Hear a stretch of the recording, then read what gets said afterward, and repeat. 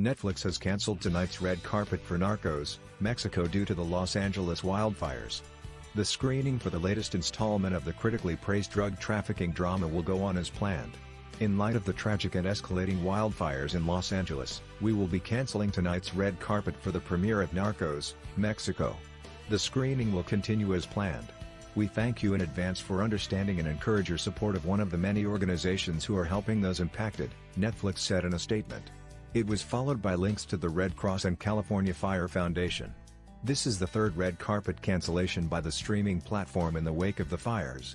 Also cancelled earlier this week were red carpets for the Coen brothers' The Ballad of Buster Scruggs and Susanne Biers' Bird Box. Paramount also cancelled the November 11 red carpet and after party for comedy Instant Family, and AFI Fest has cancelled red carpets ahead of 4 of its gala screenings, including Steve McQueen-directed Widows and Nicole Kidman's Destroyer. Narcos, Mexico premieres November 16 on Netflix. What do you think about it? Share your opinion in the comments below the video. And also subscribe to the channel not to miss new, interesting videos.